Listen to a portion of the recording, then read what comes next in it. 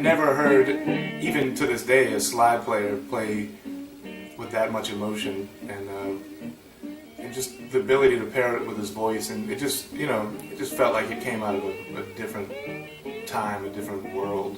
I've only heard a few things that ever hit me quite that strongly.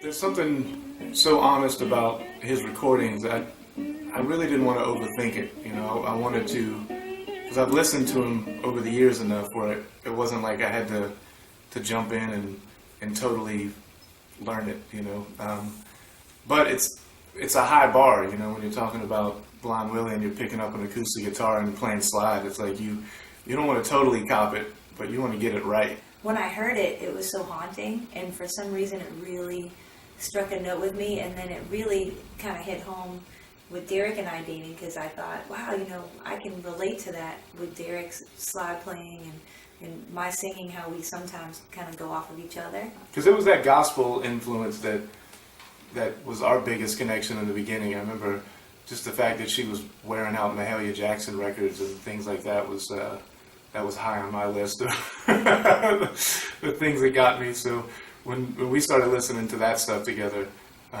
you start hearing those connections, just the female voice and the slide and the whole thing, the call and response, and there's the thing I think a lot of people miss with Blind Willie is how amazing the songs were, and the lyric, and how important the approach was. It wasn't with a lot of other stuff. I don't even know if I ever cared to listen to the lyrics. I mean, there's some of them stick out, but with his stuff, it's the whole package.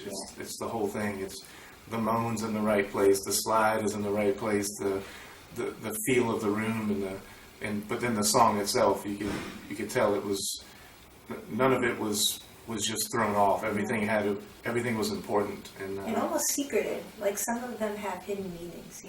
Some of the lyrics are very traditional for the time, but also maybe were very personal to him and maybe how he was raised. There's something so honest about his recordings that I really didn't want to overthink it. And then I really wanted to capture the first few impressions of it. I wanted to capture that almost field holler vibe with the singers singing off of each other. And as soon as we got in the room and started making sounds and started getting it, I could tell that what Susan and Mike and Mark were singing was already going to be great. It was feeling great right out of the gate.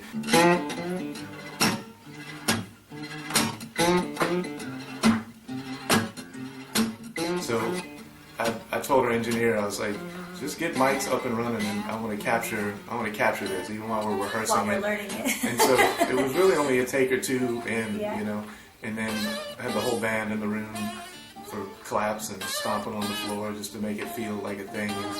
It was good because the guys in the band that were not familiar with his music or what we were doing, you could tell they would just perk up like, that's great.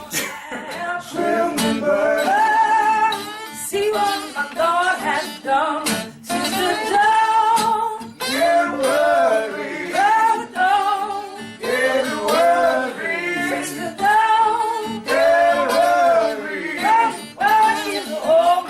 For me, he's one of the just few handfuls of musicians that really feel like sacred music to me. Like it really does feel different than the other stuff.